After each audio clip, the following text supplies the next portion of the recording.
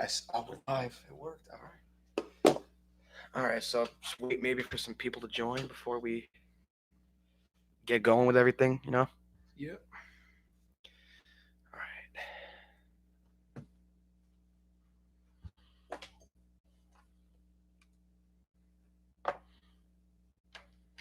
It's 7 o'clock on the dot now. Wow. That's the first time we've been on time for anything. All right. See if turn the volume up. All right. Just gonna wait for some more people to join before we get this thing started, and we'll get things going. If you're new here, please leave a like, subscribe to the channel. It is greatly appreciated. All the support, um, we appreciate it all. So don't be afraid to drop a like and subscribe. New videos every week, so be on the lookout for that. Live pretty much every month for every pay-per-view. Sometimes a little less, but all right.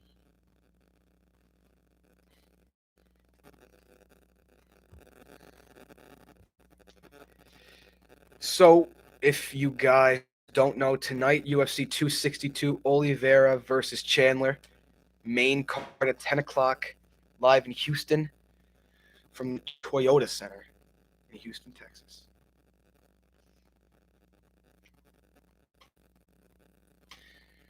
Just gonna wait for some more people to fill in before we get things underway. If you're here, welcome, welcome, welcome. Prediction show. Yeah, Big night. huge night. A new champ will be crowned. So there's a vacant title on the line for the first time since July of last year. First time in over 3 years, there will be a new lightweight champion. So undisputed interims, but no other person has held the undisputed title aside from Habib Nurmagomedov. So it's been a while since there's been an undisputed champion not named Habib. So tonight that'll change. That will change tonight.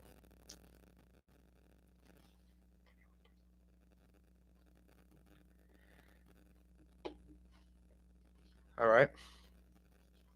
Get things underway soon here. Just sit back, relax, get something to drink, some food, Some and beers. yeah, some Modelo. Not sponsored by Modelo, but you know the vibes.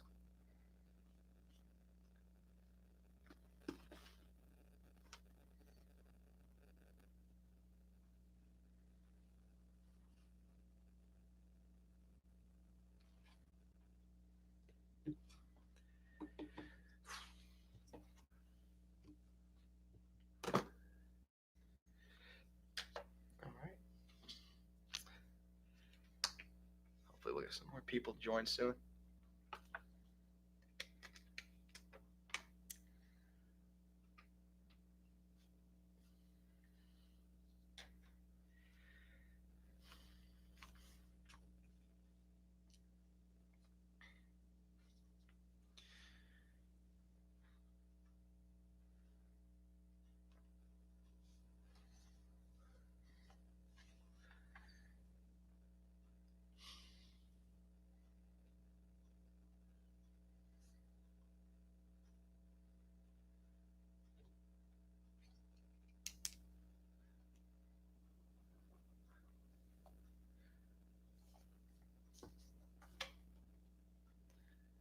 Just spread the word a little bit, get the word out.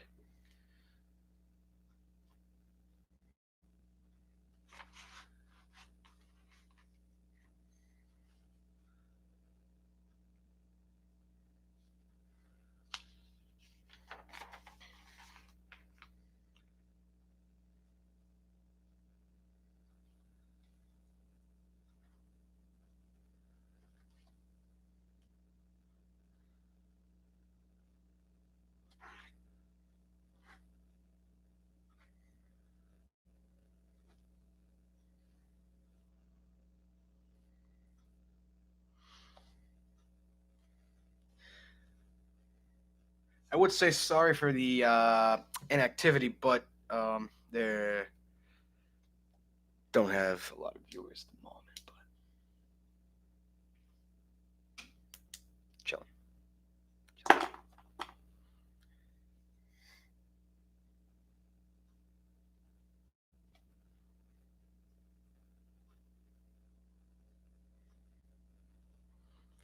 For those joining, welcome.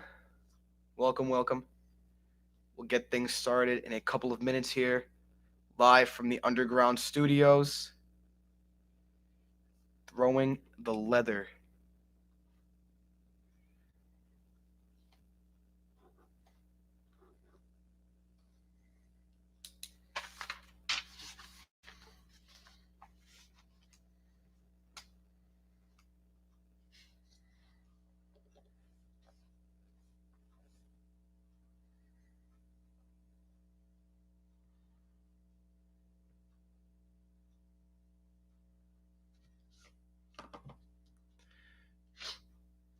Big things going on tonight in the world of mixed martial arts. New UFC lightweight champion will be crowned tonight. Tonight. It has been 3 years, but we will get a new champ tonight, so I think we'll get things underway now. Live from the underground studios, the aptly named underground studios, we are throwing the leather. I am your host, Justin, I'm Corey. and this is our UFC 262 predictions and live show. So, if you don't know the drill here by now, if you're new, we go through the predictions for the main card of the UFC pay per views, and we give our thoughts on the fights, our predictions, etc. So, without further ado, let's get this thing, let's get this ball rolling. So, you want to take the lead on this? So we're gonna start with the first. We're gonna go to the prelim main event. Let's see. Jacare and Andre Muniz. Predictions. Let's take a look at this. I personally going with Andre Muniz. 4-fight win streak. Jacare is on a 3-fight losing streak. Obviously, Jacare is always dangerous, so especially with his jiu-jitsu, you don't want to be on the ground with Jacare. Yeah. But I just don't know if he's the same fighter he used to be. I mean, you look back at his fight against Kevin Holland, and that was just a very I don't want to say un-Jacare like, but it was a dominant win from Kevin Holland. One of the most insane knockouts I've ever seen. And I don't know if he's going to be able to do that against Andre Muniz. I really don't. Yeah, I think Muniz is also gonna win. I haven't seen him fight too much, but I think all the stats, the reach. I mean, even if Jacare were to win, though, it wouldn't be that big of an upset. Like, the odds-wise, I think Muniz is only a small favorite, right? Yeah. But, once you're locked in that cage with someone, you never know what's going to happen. Also, the 4-fight win streak is. Yeah, That's big it's for me. indicative, It's- including a 3-fight losing streak for Jacare. So Yeah, and he's up there in age. He has a lot of wear and tear. I wouldn't on be his surprised if body. he loses the last time we see him in the octagon, Yeah, that could be a possibility. which sucks. But again, the game's unforgiving. Yep. Sport's unforgiving, so you never really know what's going to happen. Yeah, I think we're both in agreement on that one. Yeah. So I'm Muniz. I don't know if it's gonna be a finish necessarily. I wouldn't be surprised, to be honest. For a finish, Yeah. But again, you never know. I think I'm going to go with a decision in this one. That's what I was leaning towards as well as a decision. Yeah, I think he. I don't know. Just for some reason, I think this fight is. I think it's a good prelim though. A lot of people were saying, why didn't it get bumped up to the main card? And I don't think I disagree with that. I think it would have been a good main card fight, but Yeah. I'm excited for it. A great way to end the prelims and then the beginning of what is a casual's worst nightmare. A card that looks great on paper, but with not many big names. Yep. I'm thinking more excited for this than UFC 261. And that ended up being one of the greatest cards I've ever seen in my life, if not the best card I've ever seen in my life. Yeah, that was phenomenal. But this one's going to be great. It really is. So, Meshnel and Rogerio Bontorin are kicking off the main card. And it's weird because I've seen on ESPN, on the Fight Center, and on the UFC website, this fight I've seen in so many different spots. I've seen it in the featured bout. I've seen it as the opening bout. So I guess the opening bout's where it fell. Yeah. ultimately. Yep. They're flyweights, but they're fighting at bantamweight. So probably because short notice fight. Maybe that could be why. Yeah, both they're in the top 10, close, Yeah, but they're both in the middle of the flyweight division at 8-9. Schnell 8, Bontorin 9, and Schnell won his last time out, and Bontorin I believe is on a 2-fight losing streak, which against the guy in Matt Schnell who in his last fight looked very solid, and against Tyson Nam in January. And he's fast. He's got fast hands. Yeah. And he's got power too. He really impressed me in that fight. And Bontorin, his last 2 fights, he lost to top guys. I mean, he lost to Kai Kara France and Ray Borg, who there's no shame in losing to. But, you know, you look at a guy who's on a losing streak compared to a guy who's on a win streak, even if it's just a fight or two, whatever, it's still a win streak. Yeah. I'm going to have to go with Matt Schnell in this one. I think he gets it done. I think he might even get the finish. I mean, Bontorin got finished by Kai Kara France. I think Schnell could too. Could finish him. I think I'm going to go with Schnell too. So that's my pick. I wouldn't be surprised if it goes the other way, but I think Schnell definitely should be the favorite in this matchup, and I think he's going to walk away with a dub and maybe even going up in the flyweight rankings. 2 for 2. Yeah, so I don't know if this ever happens, really. There's usually there's usually 2, 1 or 2. I don't know if tonight's going to be on tonight. I think we're in agreement on almost every fight. I don't know. We'll see, though. Yeah, we'll find out. Next fight up, Shane Burgos and Edson Barboza. I'm calling it right now, is going to be co-fight of the night with Ferguson Dariush. This fight is awesome. When it got announced, I was excited. I'm super excited for this one. Shane Burgos coming off a fight of the year contender against Josh Emmett, a fight he did lose, but was an awesome fight. Barboza coming off of a victory. So I am very, very interested in this fight. Yeah, Edison is 1-3 in his last 4. But he did lose a very controversial decision to Dan Ige, a fight I thought he won, but the judges did not. Yeah. So. Yeah, it's the matchup's 4-1 in his last 5 for Burgos. Yeah, and Burgos has some pretty solid victories. Yeah, he's ranked in the top 10 at number 9. He's right there. Yeah. And Edison is just outside the top 10. I mean, 13. I like Edson. I mean, obviously he's a legend of the game. Yeah, he's been around a long time. I think he's another guy like Jacare whose time at the top is slowly running out. Well, I mean, neither one is at the top now, but Burgos is as dangerous as they get. And anything could happen once you get locked in the cage with someone else who's trying to kill you. But looking at my notes here, I don't think either one has any sort of reach or height advantage. No. And another thing that I was looking at when I was thinking about this fight was Barboza has some good jiu-jitsu. Yeah. And his kicks are very, very dangerous, which is another thing to look out for. But Shane Burgos took some shots from Josh Emmett, some bombs that I don't know if, he could take from Edson. So that's something to be on the lookout for. But ultimately, I'm going to say Shane Burgos gets it done. Yeah, I think I'm going to go with the same. Edison his last fight was 2020. Yeah. It says both of them last fought in 2020. They haven't fought this year yet. So that's a pretty decent layoff. For both guys. Burgos has been off for 11 months. But again, I think being younger, that's the thing. Level too. It's up there in age, so it's. Yeah, I'm gonna say Shane Burgos gets it done. Gets a big win over Legend, and I think that's the way that cookie's gonna crumble. Yeah, I think so. 3 for 3 so far in predictions. Next up, Caitlin Chukagi and Viviane Araujo. I may have said her last name wrong, but this is another great fight. A lot of people were kind of pissed off that this was a main card fight, saying that how did this get in the main card over Jacare? These are two of the best flyweights on the planet. Yeah. And both looked phenomenal their last time out. And I don't know how, as a fight fan, you could not be interested in this fight. It's the number 2 and number 7 ranked flyweight contenders, and both on win streaks right now. Yep.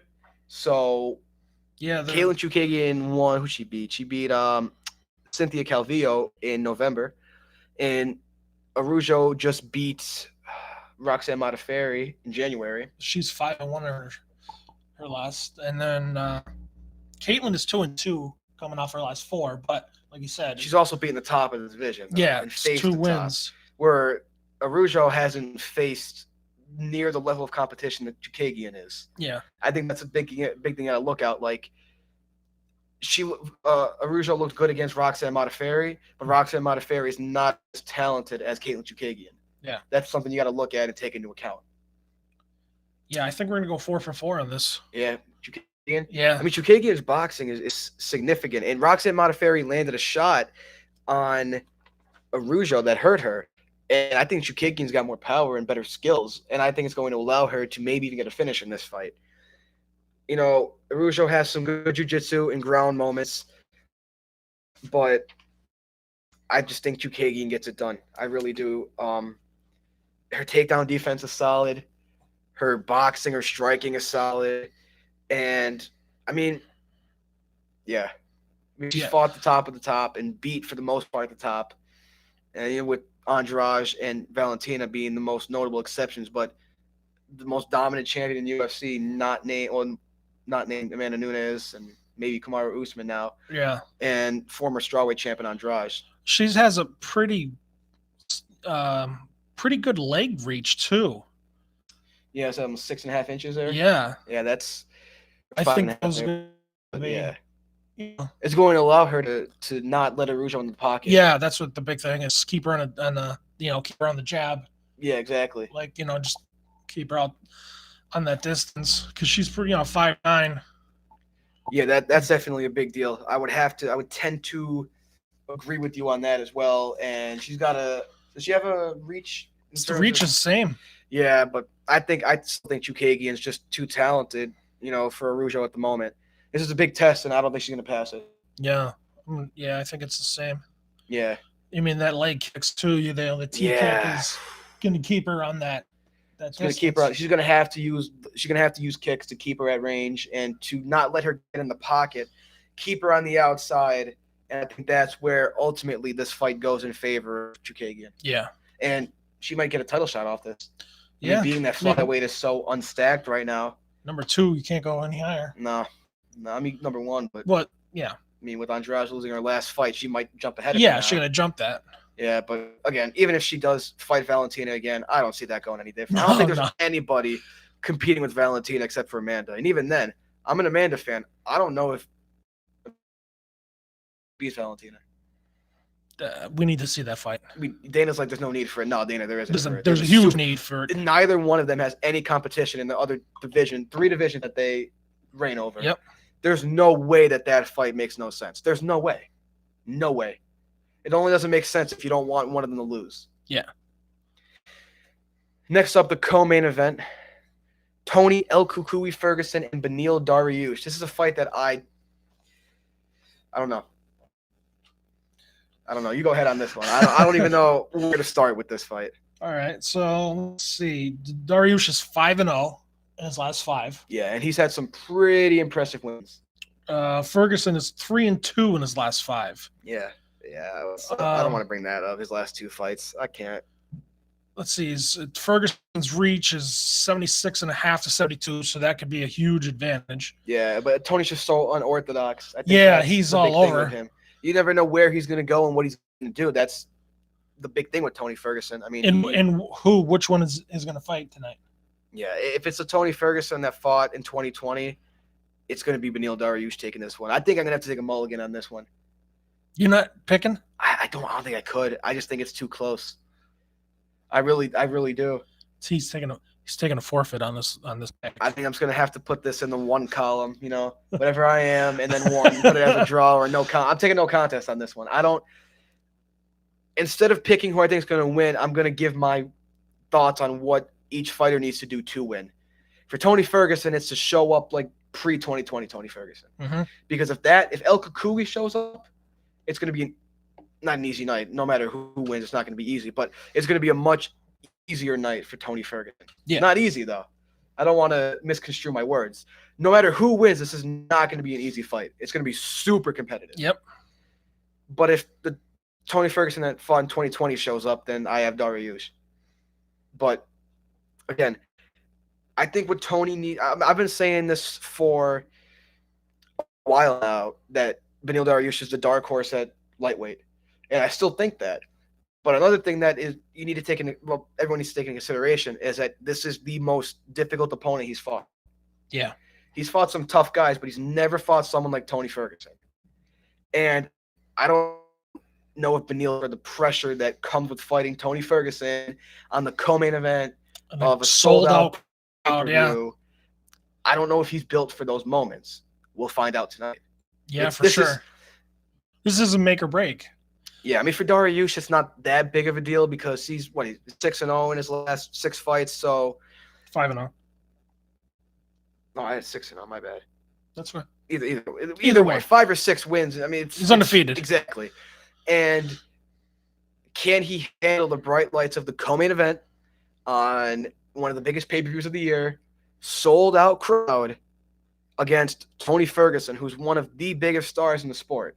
Yeah. Can he handle the pressure that comes along with that is something that remains to be seen. And like when I was telling you earlier, the press conference, Tony was, his regular press conference, but Dariush was he remained calm. He didn't get into the whole back and forth. I don't know if it was that he was calm or if that he just knows he's not built for this or he can't handle that kind of pressure.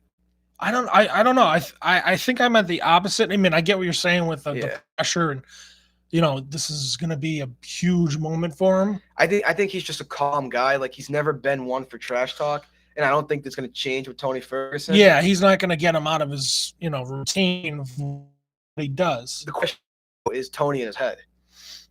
I think he is a little bit at least. Do you think the weight cut's going to have a factor? I mean, it could. I mean, he did make weight, and he was only a half a pound off on the first attempt, but still, I mean, he probably went back and it definitely didn't take him long to cut the rest of that weight, and it wasn't difficult, but it definitely, I think, makes... Is it in his head?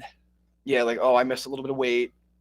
Tony got on the scales, and the first one's on. Who knows? But personally, I think that this is a very competitive matchup. You're going to rip on me for not calling it, but I can't. It's one of those fights that I don't know who's going to win. I don't know. All right. I might have to come back to it before the show ends, but right now I'm just taking a mulligan. If you change your mind, I think I'm going to go with Dariush. That's what I was thinking. That's what I was thinking, but because the old saying is you're only as good as your last fight, and Dariush won his last 5 or 6, and Tony lost his last 2 in pretty dominant fashion. But I get what you're saying about the pressure and there's pressure on both guys. Yes, the big, co-main. But I think Tony Ferguson is just kind of done. I want to say done, but his tank's almost empty. He claims he's just hitting his prime now, but hope he's right. I mean, I'm a huge Tony Ferguson fan, but yeah, I just think there's the guys out there now are just too good for him. I think his style's been figured out. That too. I think that's like everybody else he fought couldn't figure out his style. Kevin Lee almost did. Pettis didn't, and Cowboy didn't. Gaethje did, and Oliveira did. Yeah. And the blueprint's been laid how to beat him on the ground and on the feet. So I think that's big. Unless he completely reinvented himself, I might have to agree with you. And he said, he went back to talk to his old, the Ultimate Fighter Brock Lesnar coaches, and Yeah. Let's hope that he's got himself training correctly. And another thing you got to look at is Gaethje, short notice opponent. He was training for Khabib. Oliveira, he only had like 3 weeks to prepare for that fight. This one, he had a full camp, full preparation. So I think that will play a role into it. I really do. And that. I'm like, Dariush, I'm like, Ferguson. Yeah, I get what you're saying. So it depends. If El Kui shows up, definitely going to be,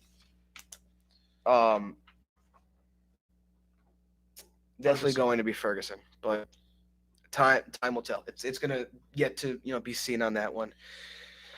All right. Yeah, I'm going with Dariush. I think he pulls it out. Do you have like a Someone's going to sleep. It's not going to distance. someone's getting knocked out? I think someone's getting knocked out or TKO'd. Okay.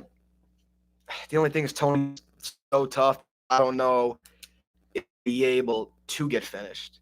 You know what I mean? Like, yeah, I get what you're saying. Oliveira broke his arm, he didn't tap. Yeah, he's just not going to stop. Yeah, he's the boogeyman. He's a zombie. Yeah. That's why I say someone's going to sleep, but I don't know. I think Tony's gonna have to get TK'd. There's no way he's going unconscious. That I don't see happening. I don't even know if Dariush will, to be honest. Yeah. All right, and so we arrive at the main event. Big one. A fight that triggered a lot of people when it got announced. A lot. They were like, "Oh, here's Michael Chandler getting a title shot. One win, you get a title shot." There are other organizations not named the UFC. I don't think casual fans get that, and I don't mean to be derogatory and call people casuals. I'm not that kind of person. But it's not just the UFC, man. There are other organizations out there, and Bellator is one of them. And Michael Chandler was big over there. Now I know you'll say, "Oh, he lost to Pitbull."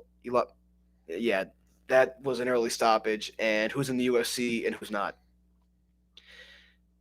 Look what he did to Dan Hooker. Like he said, Paul Felder couldn't do it in 25 minutes, although Paul Felder probably beat Dan Hooker. But Poirier couldn't do it in 25 minutes either. That, I think, is Huge. a bigger note than Paul Felder. Yep. And people are like, "Oh, man, Hooker didn't look right in this fight." Just admit that Michael Chandler beat him. Just admit he was a better man that night. Plain and simple. I don't understand why people are. They don't like him because he's new, because he isn't a UFC born and bred kind of guy. So, but it's the same thing. Like, so if you like a sports team and somebody comes over in free agency and helps you win a championship, I mean, I kind of see the same way. This guy came over as free agent when he thought he was ready. Yeah. Okay. Like you said, the press conference. Poirier took the fight with McGregor. If Poirier didn't take that fight with McGregor, Poirier would be fighting tonight for the title. Exactly. I mean, So Michael Chandler got a call asking if he wanted to fight Oliveira for the belt. Okay, so I ask everyone who says Chandler didn't deserve this. Say you're on vacation with your family, you get a call from the UFC. "Yo, do you want to fight for a belt?" Are you saying no? No way. If you fight in the UFC and you get a call asking to fight for a title, you're not saying no. I don't care what you say. You're not saying no. Yeah, and they said it over and over again that right place, right time. This was Poirier's fight. He said no because he wants to fight McGregor again. Yeah. If Poirier said yes, he'd be fighting tonight, not Michael Chandler. Exactly. Literally what it is. I mean, people could get mad all they want, but this obviously was Poirier's fight. He just said no to fight McGregor. And they're not going to wait till that fight's over. Way too long. I mean, the division... No, the division is stacked. Yeah, it was stagnant almost when Khabib was champ because he was fighting once a year last 2 years. Well, COVID was a special circumstance, but like you said, he gets called short notice. Full camp, doesn't matter. He gets called. He gets asked for a fight. He says yes. He has 3 fights in the UFC. Chandler? No, he's got 1 before. 2 after tonight. 2. Okay, so. But his last 3, he's on a 3-fight win streak. Yes. Yeah, I mean, and let's not forget, he did beat Eddie Alvarez and he did beat Ben Henderson, who last I checked were UFC champs. But I don't like you kept saying, like, people are upset about this, and I don't get it. I don't see why, because they asked him for the opportunity. He took the opportunity. Like, plain and simple. It's like he didn't ask for it. Like he wasn't saying, "I need a title shot. I want a title shot." They called him and said, "Do you want to fight for the title?" Yes. You're not saying no if you're in his shoes. I don't care how proud you got to be a Michael Chandler hater. You're not saying no if the UFC calls you and says you want to fight for the belt. You're not saying no. Now, whether or not if he wins and then fights whoever next, I mean, that's a whole nother.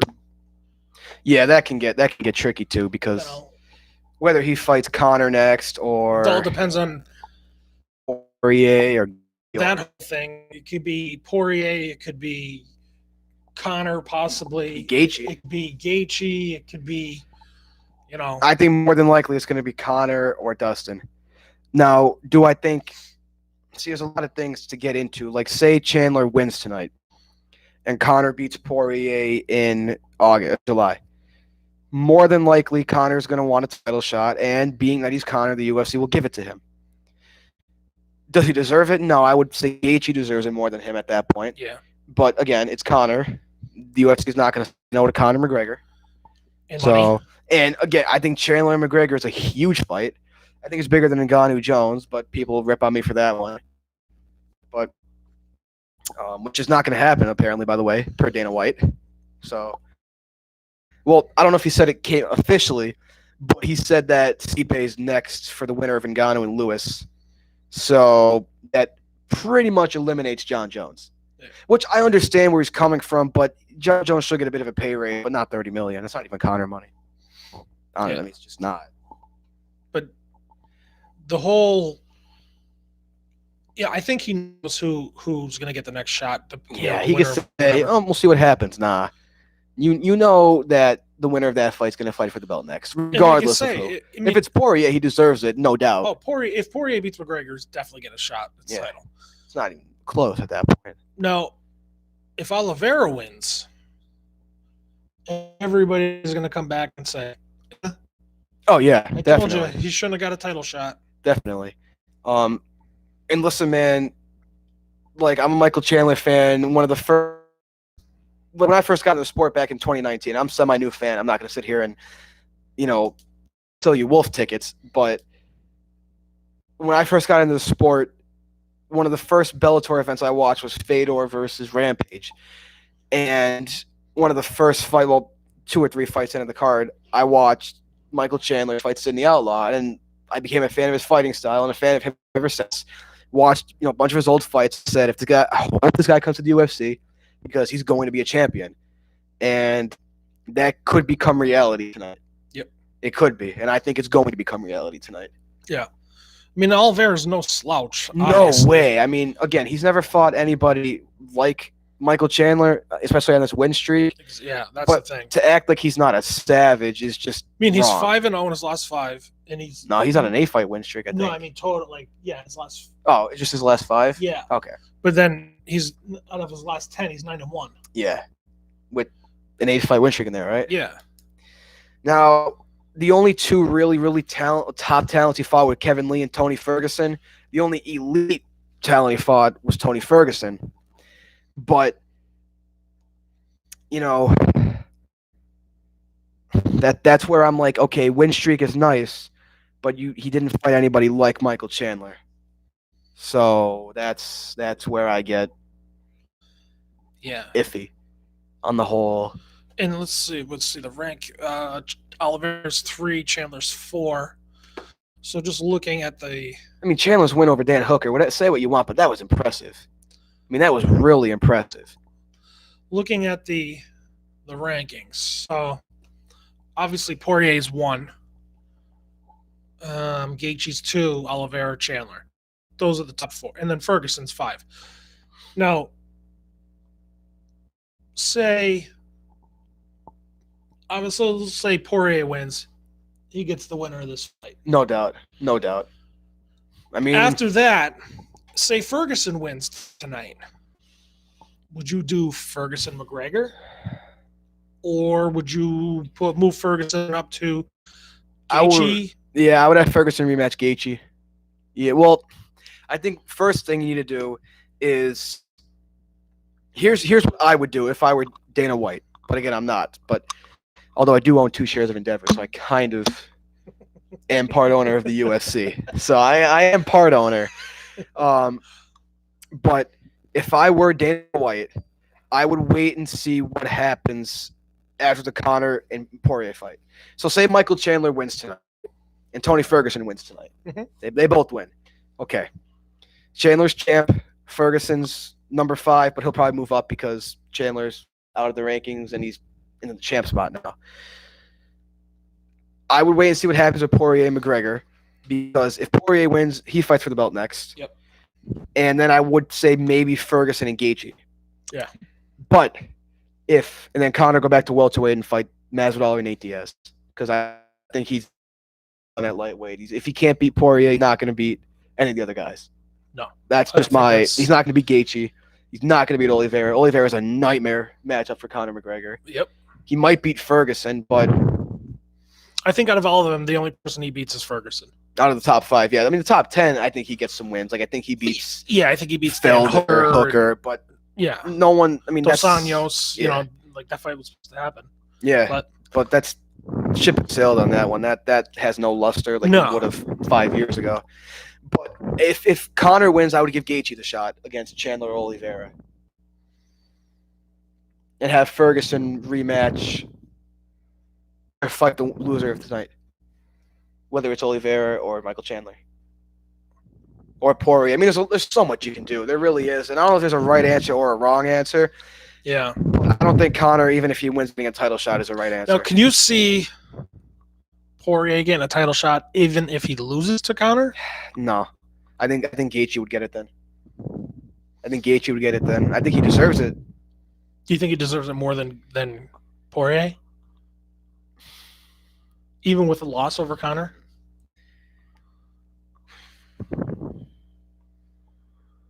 That's a good question. I mean, you got to weigh their last losses. Like, Gaethje's was to Khabib, Poirier's was to Conor. Yeah. Obviously, Khabib is much better than Conor, and it's definitely a better looking loss, if that makes sense. Yeah, than Conor. That's a good way of saying, I guess. But yeah, I don't know. That's a good question because the UFC just does dumb stuff anyway, and people are just I don't understand the outrage with Chandler getting this shot. I really don't. Yeah, it's very weird. It's like people are afraid because they know he's going to come over here and beat UFC guys, and they don't want that because they don't want to prove that Bellator could put out actual talent. Well, like you said, he's not homegrown. You know, like when Chandler turned pro, Oliveira was in UFC, just about to be. So that's note. And I mean, Oliveira's been around so long. Like he was the co-main event against Frankie Edgar on the Anderson Silva Chris Weidman won UFC 162. So he's been around forever, Charles Oliveira. Yep. Is tonight the night he becomes a champion? I don't think so. I have Chandler. My biggest reason why is I look back at the Paul Felder Charles Oliveira fight with Charles tapped to elbows. And the Michael Chandler Eddie Alvarez fights, in particular the first one. Second one I know he did lose that one, but either one you can really look at. I would go more the first one because look at the wars they were and the deep waters that Michael Chandler was dragged to with Eddie Alvarez.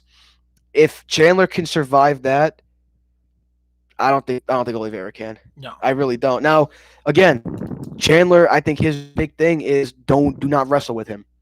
Now, Chandler's a great wrestler, but Oliveira is so dangerous on the ground that I think you need to avoid that at all costs. Because for as easy as Chandler can knock him out, he could get submitted by Oliveira. That's the part that I'm nervous about. That's the big thing if he gets him, like if he rocks him.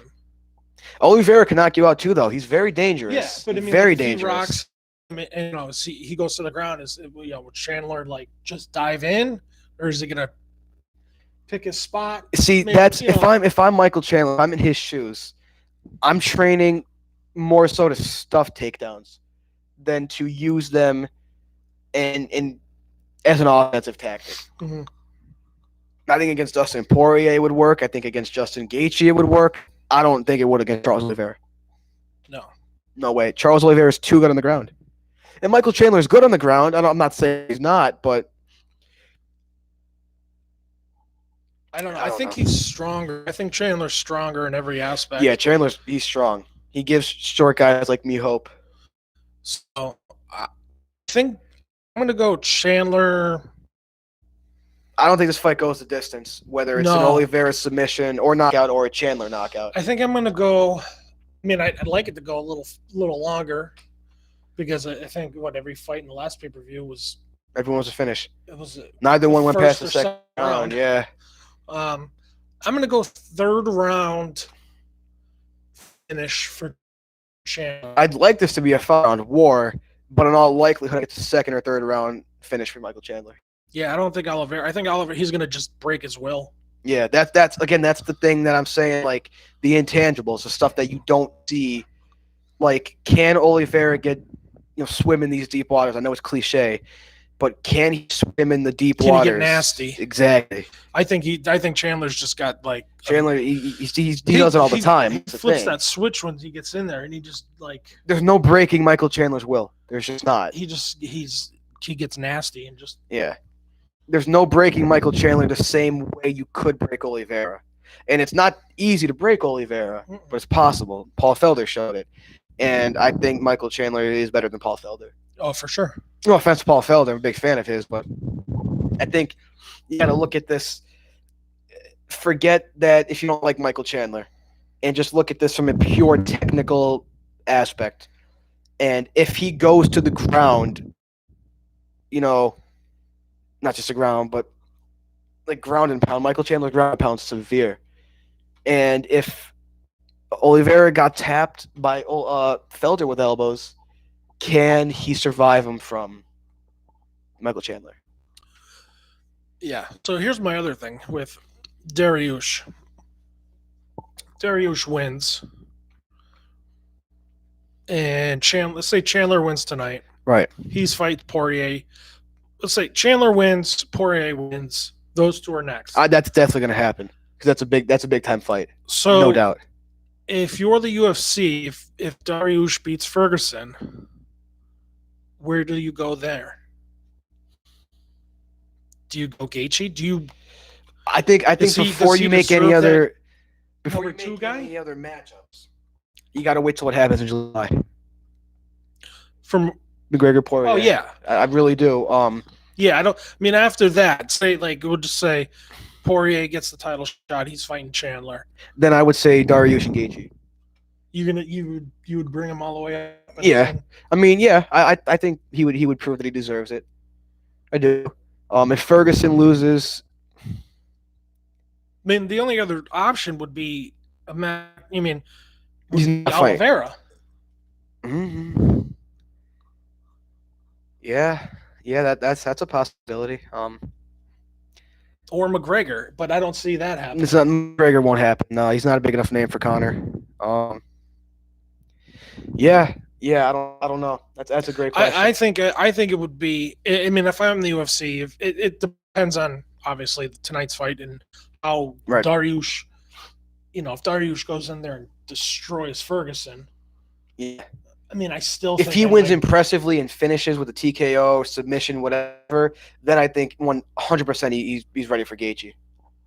And deserves it. Not just ready, but deserves it because he's basically going to be, and like I said, McGregor goes to, 170. If Conor loses to Poirier, I think he's got to go to 170 because there are bigger money fights there than at 55. Like there's Masvidal, which is a money fight. There's Nate Diaz, which is a huge money fight. Yeah. There's even Colby. I mean, I don't know if Conor would win that fight, but man, the trash talk would be something else. Yeah.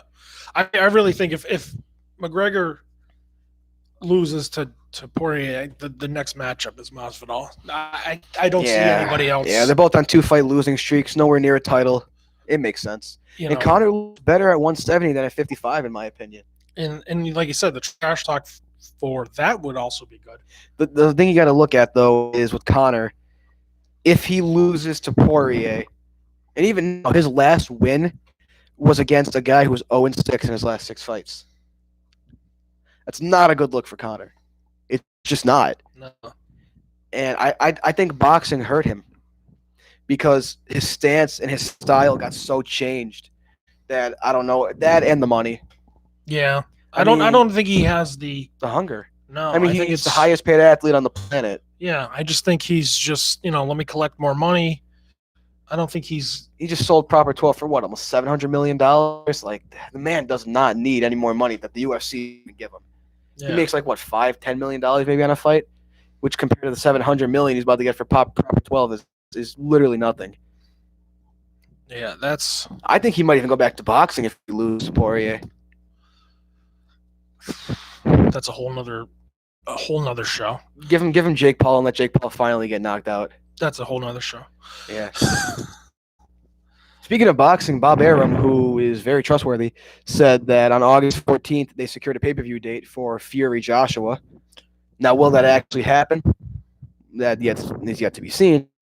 No official announcement has been made other than Eddie Hearn saying that the date has been secured in Saudi Arabia, and Bob Arum saying that the pay-per-view date is secured in the U.S. But until everything is official, I'm not going to get too caught up in that because I've been let down way too many times already. That I want it. It needs to happen. Not only is it a want, it's a need. But like that's for a whole different show. But I think tonight Michael Chandler needs to fight in the pocket, needs to do what he did against Dan Hooker to close the distance and get inside on Oliveira and make him uncomfortable. Because if you make him fight Chandler's pace and fight Chandler's fight, that makes things very difficult for Oliveira. Yeah. And the big thing is I know Chandler's great on the ground, but I wouldn't go there if I'm Michael Chandler. I wouldn't go there because you're looking at a guy in Charles Oliveira, I couldn't think of his name for a second, who is just too good on the ground. He's the best in the UFC. And this isn't the fight to experiment on the ground. No, definitely not. Biggest fight of his life. Something he's worked for, like you said, his entire career. And I don't know, people said, how bad does it look for the UFC if a Bellator guy comes in and wins the title? Not too bad. I mean, if you're good, you're good. I don't, the entire point of the UFC is they just want to make money. And if Michael Chandler's going to bring in the money, they're a business. If Michael Chandler's going to bring in the money, then he's going to bring in the money. Yeah, I think he's a better representative anyway, like personality-wise. Yeah, I have nothing against Oliveira. I like Oliveira. But he doesn't seem like a face, like he could be a face of a. I think he could, maybe just not as good as Chandler. But like I was watching Embedded the other night, and Charles Oliveira's coach or manager said that on WhatsApp, I think. Oliveira responds to all his messages that people send him, and he met a fan for a picture in Houston. So he's definitely a really nice guy. This is another fight where I don't have anything against either fighter. I'm just a Chandler fan. He's one of the fighters when I got in the sport that I first discovered and became a big fan of. So I'm a little biased, but I genuinely think he has more tools than Oliveira. I think I know he has less fights than Charles, but I think he has more experience at high profile and scrappy, rough matchups than Oliveira. Yeah. I think that's a difference in this fight. I really do. I mean, Oliveira fought Max Holloway, got hit with a body shot, and crumbled. He tapped the elbows from Paul Felder. I mean, some of the names on his win streak, Jim Miller, Clay Guida, Nick Lentz, they're not bad, but they're not Michael Chandler caliber. Yeah, they're not high level, in their prime guys anymore. Exactly. Like I say, 8-fight win streak's impressive, but the only 2 big wins he had was Kevin Lee and Tony Ferguson. Yeah. And the only elite fighter he fought was Tony Ferguson. But he's not even like Tony Ferguson. I'll answer that tonight. If Tony loses pretty convincingly, then I'll say he's past his prime. But you can have a 2-fight skid and still be in your prime. Oh yeah, for sure. But tonight will be the telltale, though. If he gets like you look at Justin Gaethje, for example. He lost back-to-back fights, came back, won 3 straight, and then 4 to win an interim title. Yeah. So a 2-fight skid's not the end of your career. 3 fights not too good. No. You back from it. It's just difficult, really difficult. Yeah. Especially when you're 38. Tony Ferguson. He's 38 or 37. He's 37. He's up there. He's up there in age. Getting dominated 3 times. If he does get dominated tonight, I mean, if it's a close fight, then you also look at, is he almost done in the UFC? I mean, like the UFC is just letting people go left and right. Could he be next? Good possibility. I hope not. If, he goes down with big shots and gets KO'd early, or if he gets put unconscious, that's bad. That might be it. Yeah. If he gets submitted or knocked out cold, he's not going to tap. That's the thing, though. You have to. Yeah, both guys said they'll die tonight if they need to. Neither guy's going to tap. You're going to have to finish them, put them to sleep. The only way you're finishing either guy tonight, which both of them are capable of. Yeah. I've been high on Dariush for a while now, so I don't. It's tough, man. I don't know. I don't know. Again, I'm a huge Tony Ferguson fan, and I want nothing more than for Tony Ferguson to win tonight. But I just don't know if he's going to. It's Dariush is just really good, and the blueprint to beat Tony Ferguson has been laid. That I think is the key. Mm-hmm. So hope I'm wrong. I hope I get proven wrong, but I'm gonna go Dariush. I want to get proven wrong. I'm writing it down. I want Tony Ferguson to prove me wrong, but Writing it down. If I can get my pen to don't work. write it down yet. What? Don't write it down. Come on. Don't write it down yet. Flip a coin. My gut is telling me two things. That's the thing. Like, I've never been more torn on a fight in my life than I am right now. Never in my entire life. I've never been this torn on a fight. Flip it. I don't. They say you're only as good as your last fight, and both of them in their last fights have looked entirely different. Maybe it'll be a draw. I think Dariush, yeah. I mean, I think Dariush is just hitting his prime, and I think Tony's past it.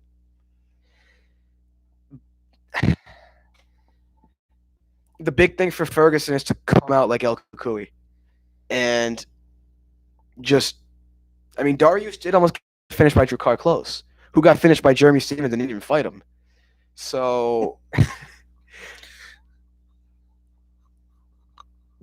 I think I might just have to take a mulligan on this one. I'm just going to put it as a no contest in my bracket, just put a 1 on the side. NC? I'm just going to have to go with just enjoy the fight. I can't. I don't know. I genuinely don't know who's going to win this fight. My prediction is if Tony Ferguson fights like pre-2020 Tony Ferguson, he's going to win. If he fights like 2020 Tony Ferguson, Dariush is gonna win pretty convincingly. That's my prediction. Okay. I'm not picking somebody, but that's what I think needs to happen for either guy to win. So we don't disagree on anything technically. No. Technically we don't. Because I think Tony or Beneil could win. Well, it's only going to be one of the two. Exactly, but I don't think it's as clear cut as all the other ones. No, yeah. I mean not that either, any of the other fights are especially clear cut, but this one is just I can't even flip a coin. I just take a mulligan, which I don't do often, but it's the first time I've done it actually. Yeah. Well, we got Muniz. A few more minutes till the prelims on. Yeah, and ESPN or ESPN Plus. I think they're on ESPN Probably Plus. simulcast, so it wouldn't even matter. Either. So UFC 262. Live on pay-per-view from sold out crowd in Houston. Yeah, this is going to be the crowd makes the fights better, even if they're not that good. The crowd just makes them good. The last pay-per-view they had with the full crowd was amazing. Yeah, and the people, fighters fighting tonight, first time any of them have fought since crowds have been back, so they're going to be enjoying it. Yeah, and it's going to be some extra nerves. That's why I think Tony Ferguson has a slight advantage over Dariush because he feeds off that crowd, whereas I don't think Dariush does. We'll see. Tony does. We'll see. That's why I'm leaning towards Tony, but Beneil. But I'll take the mulligan and just enjoy the fight. It's going to be a great fight. Go buy it. It's a phenomenal card. I know a lot of people are saying, "Oh man, Hermanson Shabazian got canceled. Edwards Diaz got moved to next month." They both moved to different cards, but it's still a great card.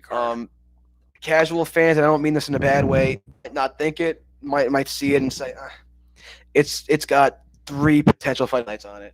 And any fight can be fight of the night at any given time. I mean, but there are 3 for sure bangers on this card that I think are going to be worth it. I think the main event, someone's going, not going to sleep. I think someone's getting finished. We'll see though. We'll 10 see. 10:00 Eastern. I think the first round is going to be telling. Yeah. It could be feeling out process. Yeah, I think it's going to be that. But Chandler also said he wants to finish it early. So he could come in like a bat out of hell and... Yeah, I don't know. I don't see I think it's a bad idea. I think that's a bad idea. But we'll see. We'll see. It's going to make a lot of people angry if Michael Chandler wins that belt tonight. People are going to say, he's not the real champ. He didn't beat Khabib. If Oliveira won, you'd say he was a real champ. Khabib is done. This is what happens when champ retires and someone else takes the belt. I mean, it is what it is. You know, nobody said Blachowicz wasn't the real champ when he won because he didn't beat John Jones. No one said he wasn't the real champ. So whoever wins tonight's the champ. Plain and simple. We will have a new champ tonight. So Yeah. 10 o'clock Eastern. It's always exciting when there's for sure going to be a new champ. Yeah. Vacant title fights are always intriguing. But stylistically, this matchup just 8 o'clock. Prelim starts, so we'll get off and let you guys go watch the prelims. Main card, 10 o'clock Eastern. UFC 262 Oliveira versus Chandler live from the Toyota Center in Houston. Check it out. And we want to thank you guys for watching. And real quick, the link in the description to Facebook page. Check them out. I want to thank them again for sponsoring this live stream. And I want to thank all you guys for checking us out. Don't forget to leave a like, subscribe to the channel, and thank you for stopping by. Really appreciate it. Anything you want to say? Nope. Get ready for the fights. Absolutely. We are Throwing the Leather. I am Justin. I'm Corey. And enjoy the night, guys. Enjoy the fights, and we'll see you again next time.